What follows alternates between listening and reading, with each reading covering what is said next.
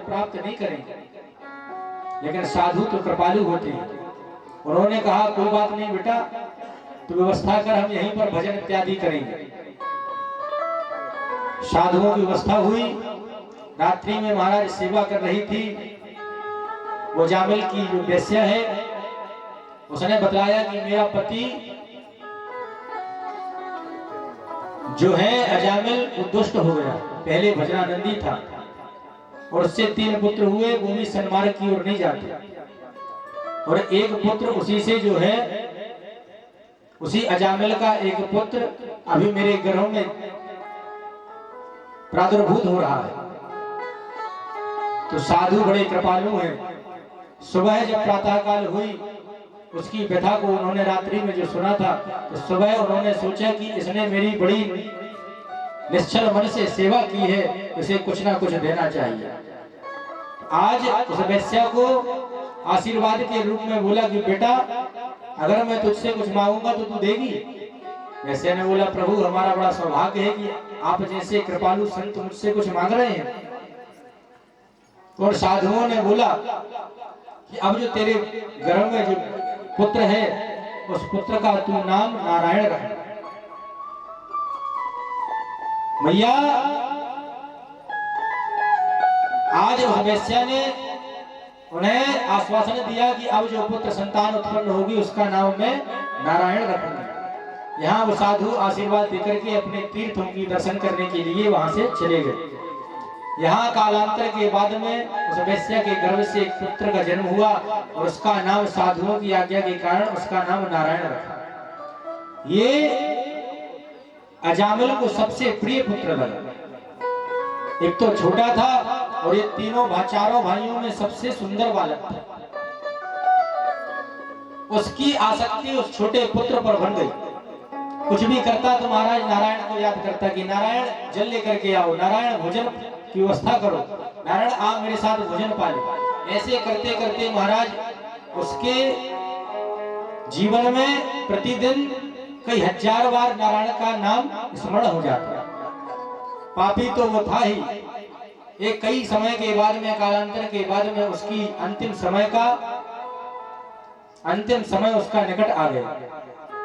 अंतिम सांसें गिरने लगा। देह छूटने वाला ही था कि महाराज यमराज ने अपने दूतों को भेजा कि इस दुष्ट दुराचारी को पास में बांध कर ला। यमदूत पहुंचे। जब विकराल यमदूतों को उसे अजामिल ने देखा, तो मैंने कहा था ना कि जब अंतिम समय आता है तो सबसे प्रिय वस्तु याद आती है, प्रिय चीज याद आती है। तो आज उस यमदूत विकराल यमदूतों के स्वरूप को अजामिल ने देखा तो वो घबरा गया और घबराते घबराते महाराज उसकी सबसे प्रिय जो आसक्ति थी वो अपने छोटे पुत्र पर थी। आज नारायण नारायण चिल्लाने लगा, कह रहे नारायण मुझे बचा, नारायण मुझे बचा। और जैसे ही उसने नारायण का नाम लिया तो महाराज श्री कन्हैया के, श्री नारायण के पार्षद वहां पर प्रकट हो गए और यमदूतों को डांटने लगे, मारने लगे। यमदूत समझाते हैं कि ये हम आपके भगवान श्री नारायण का भजन नहीं कर रहा था, ये तो अपने पुत्र को याद कर रहा था और आप इसे बचाने आए हैं। पार्षद कहते हैं कि आग में जान करके हाथ डालो चाहे अनजाने में। आग में बच्चा हाथ डाले चाहे बूढ़ा हाथ डाले, उसका स्वभाव क्या है? बोलिए, जलाना। वो ये नहीं देखती बच्चे ने हाथ डाला है तो इसको छोड़ दे तो अबूझ है ना। उसी प्रकार भगवान का नाम जानकर के लो चाहे अनजाने में, भगवान तो कृपा करेंगे ही। बोलिए भक्त वत्सल भगवान की जय हो। इसीलिए इसने जान करके नहीं लिया नाम, लेकिन इसने लिया तो नाम नारायण का ही है। तो आप इसको ले जाने के आपका अधिकार समाप्त हो गए। परीक्षित, इस नाम की महिमा देखो कि एक दुष्ट दुराचारी ब्राह्मण जो एक कुसंग के चक्कर में पड़कर के सब भूल गया और ऐसे दुराचारी पापी ब्राह्मण को पार्षद बचाने आ गए भगवान की। सिर्फ इसलिए जो अकारण भगवान का नाम ले रहा था। उस अजामिल को मालूम था कि मैं नारायण का नाम नहीं ले रहा, लेकिन नाम की महिमा देखो कि अकारण करुणा वर्णालय कृपा करने आ जाती। कैसे भी आप नाम लो, भगवान अपनी कृपा उस पर लौटाते ही हैं बंधुओं। इसीलिए हम व्यास आसन से कहते हैं कि अपने बच्चों का नाम भगवान के नाम पर रखें। ऐसा उल्टा सीधा राम नाम रखने से कोई मतलब नहीं। स्वीटी ये कोई नाम है ना। एक साधु ये हमारे गुरुजी एक दृष्टांत देते थे, हमको बड़ा प्रिय लगता है कि एक नगर में महाराज शिक्षा का अभाव था। जब वो बच्चा एक नगर में एक व्यक्ति था, उसका एक पुत्र था। वो पुत्र उधर पे शिक्षा का अभाव था, थोड़ी संपन्न था, जिसने सोचा कि जाओ विदेश में जाकर के पढ़ाएंगे, ये पढ़ लिख करके आएगा तो पूरे गांव का कल्याण करेगा, नाम रोशन करेगा। तो महाराज उस बच्चे को भेज दिया कहाँ, विदेश में पढ़ने के लिए। अब महाराज वो पढ़ के आया, वो पढ़ाई की उसने एमए पीएचडी इत्यादि सब करके आया। और जब पढ़ करके आया तो उसके पास विवेकहीन था, क्योंकि विदेश में सिर्फ ज्ञान मिलता है, ज्ञान के साथ में संस्कार नहीं मिलते। तो आज पढ़ करके तो आया, तो उस ज्ञान के अभिमान में महाराज सिर उठा करके चलता। नगरवासियों के जो और बच्चों और नगरवासियों के जो पुत्र थे उनको देखता हुट ऐसे करके महाराज धिक्कारता कि तुम मेरे लायक नहीं हो। ऐसे महाराज इंग्लिश में बात करता, पढ़ के तो आया विदेश से। अब वो नगरवासी क्या जाने वो English. How are you, how do you do, बोलिए भक्त वत्सल भगवान की जय हो। ऐसे महाराज खूब उसकी सत्कार होगा कि भाई विदेश से पढ़ के आया। जब आता है बढ़िया अच्छे नए नए कपड़े जींस इत्यादि पहन के, तो महाराज पूरा गांव उसकी सेवा में लगा रहता है, पढ़ के आया है। रात हुई, अपने घर में पहुंचा, सो गया। बाहर खाट बिछा दी मैया ने, उस पर सो गया। सुबह देखा, मैया आकर के देखी कि अभी तक ये पुत्र उठा नहीं। मैया आकर के देखी तो मर चुका था। क्यों? क्योंकि डॉक्टर को बुलाया गया, वैद्य को। वैद्य ने बताया कि इसकी मृत्यु जल की कमी से हुई। इसने रात्रि में जल नहीं मंगाया। पूछा, डॉक्टर ने डांटा, वैद्य ने डांटा मैया को, उसके बाबा को। तो बोला कि अरे नहीं, ये रात में घबरा तो रहा था वैद्य जी, लेकिन जी जल नहीं मंगा रहा था। जी बार बार water water give me some water, give me some water कह रहा था। हम क्या समझे भैया, गंवार आदमी। घबराते घबराते जब इसकी बातें हमको समझ में नहीं आई, तो इसको छोड़ करके हम अंदर जाकर के सो गए। हमको क्या पता था कि ये जल मंगा रहा था। अगर जल मंगा रहा होता तो हम इसको तुरंत जलपान करा देते। तो कहने का तात्पर्य बंधुओं कि उन संत का भाव था। गुरुजी कहते थे कि देश गयो परदेश गयो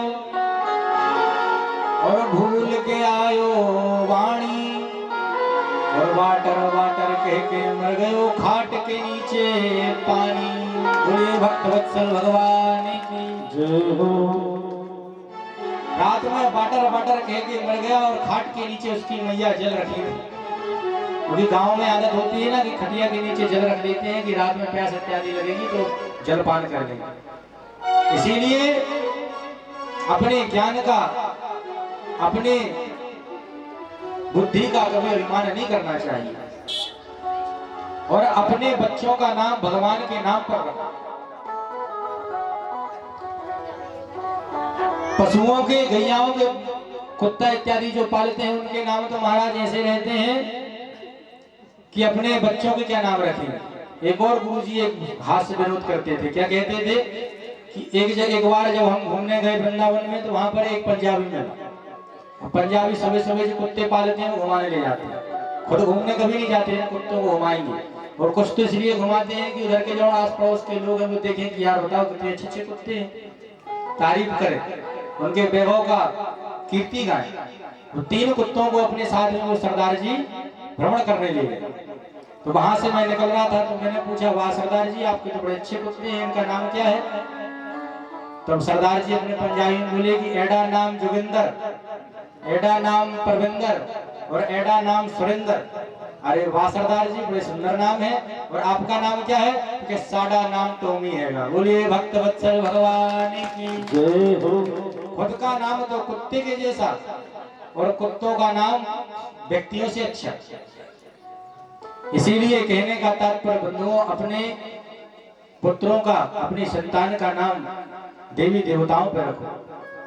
कि ऐसे तो संसारिक कर्मों में, सांसारिक कार्यों में हम इतने व्यस्त हो जाते हैं कि भगवत स्मरण नहीं कर पाते। जब बच्चों को, अपने पुत्र पुत्रियों को नाम भगवान के, देवी देवताओं के नाम पर रखेंगे तो अकारण हमसे भगवत स्मरण होगा और भगवान आप पर कृपा हमेशा बरसाते रहेंगे। परीक्षित, कृपा की न हो जो आदत तुम्हारी, तो सुनी ही रहती अदालत तुम्हारी। कृपा की न होती जो आदत तुम्हारी, तो सुनी ही रहती अदालत तुम्हारी। कृपा की न होती, जय हो।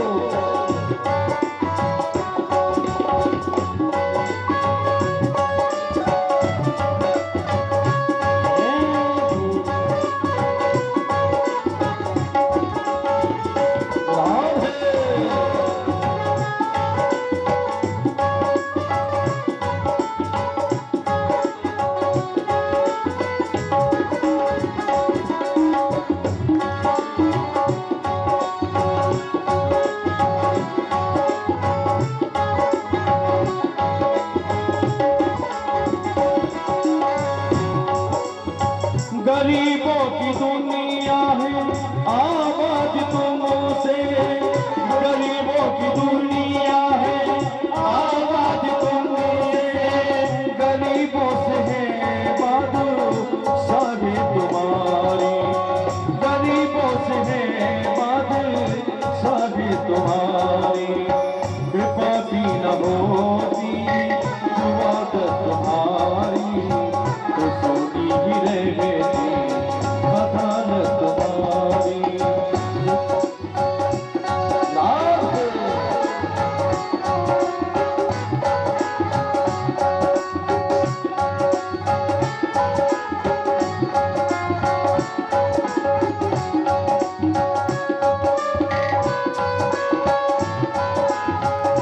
लाल है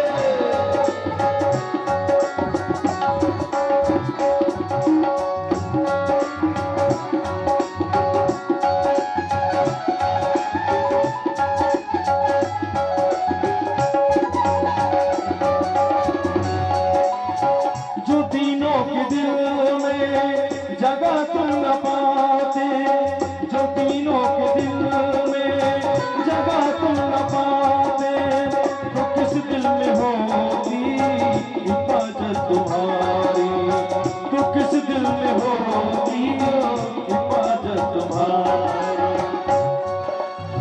कृपा की न होती जो आदत तुम्हारी, कृपा की न होती जो आदत तुम्हारी, तो सुनी ही रहती अदालत तुम्हारी, तो सुनी ही रहती अदालत तुम्हारी।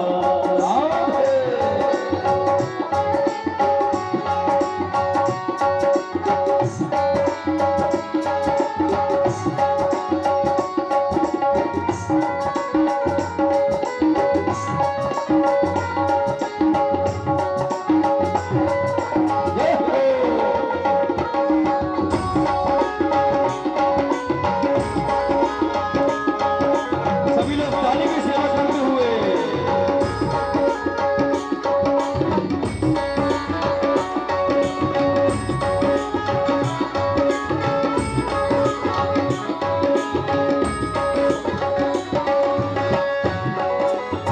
न हम होते मुलजिम न तुम होते हाकिम, न हम होते मुलजिम न तुम होते हाकिम, तो घर घर में होती ना इबादत तुम्हारी, न घर घर में होती ना इबादत तुम्हारी। कृपा की न होती जो आदत तुम्हारी, कृपा की न होती जो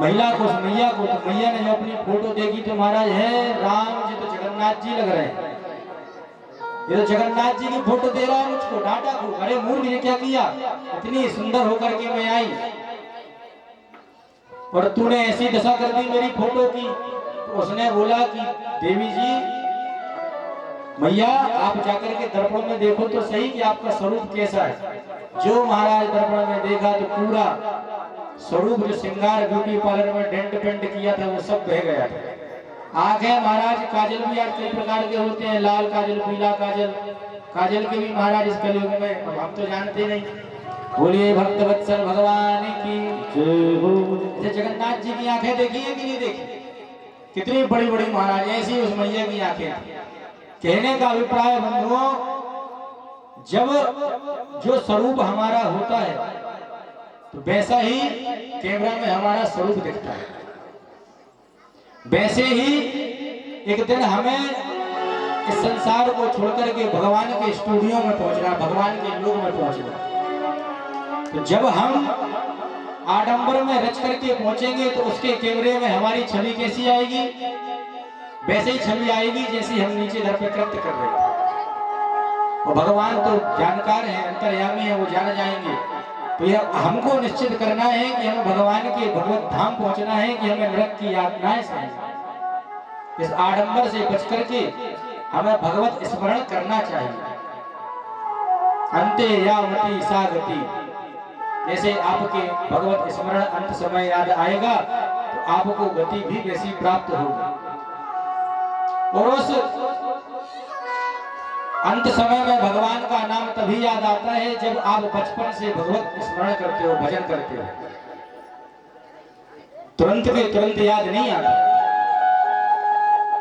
राजर्षि परीक्षित, भगवान के नाम की इतनी महिमा है कि अजामिल जैसा दुष्ट भी आज यमदूत के पासों से बच गया। यमदूत की यातनाओं से, नरक की यातनाओं से भगवान का अकारण नाम स्मरण करके वो इस यातनाओं से बच गया। यहाँ आगे चल करके राजर्षि परीक्षित एक बार इंद्र अपनी सभा में महाराज अप्सराओं का नृत्य देख रहे थे, इंद्रलोक में, स्वर्गलोक में। बोलिए भक्त वत्सल भगवान की। उसी सभा में जो देवताओं के गुरु में बृहस्पति का आगमन हुआ, वो इंद्र अप्सराओं के नृत्य में इतना उन्मत्त था कि वो अपने गुरु का सत्कार करना भूल गए। गुरु ने जो अपना सत्कार, वहां पर अपना अपमान देखा तो उस सभा को छोड़कर के महाराज कहीं अंतर ध्यान हो गए। और बिना गुरु के महाराज किसी की गति संभव नहीं है। इंद्र ने चारों तरफ अपने गुरु को देखा तो महाराज गुरु कहीं दृष्टवान दिखाई नहीं पड़े। जब चारों तरफ खोजा बिना गुरु के, महाराज कैसे स्वर्गलोक चलेगा, कैसे पृथ्वी चलेगी, कैसे जल इत्यादि वृष्टि भरण कर पाएंगे, कैसे पूरी सृष्टि का क्रम चलेगा, तो भयभीत होने लगे। तो तुष्टा ऋषि के पुत्र हैं विश्वरूप। उन विश्वरूप को देवताओं का गुरु बना करके स्वर्गलोक भेज दिया। वही उनका महाराज भरण पोषण करते, उनको सत्कर्म में लगाए रहते और उनको पूरी क्रियाएं बतलाते। विश्वरूप के महाराज थे 3 मुख। 2 मुख से महाराज देवताओं को सुबह यज्ञ आदि करके उनका भाग देते और रात्रि में महाराज 1 मुख से दैत्यों का भी भाग देते, दैत्यों को भी पुष्ट करते, होम इत्यादि देते। कालांतर के बाद में महाराज जब इंद्र को पता चला कि ये तो पक्षपात करते हैं विश्वरूप, तो उन्होंने क्रोध में आकर के, इंद्र ने सोचा कि ये हम लोग को भाग तो देते ही हैं और हमारे दुश्मन, हमारे शत्रु दैत्यों को भी भाग देते हैं।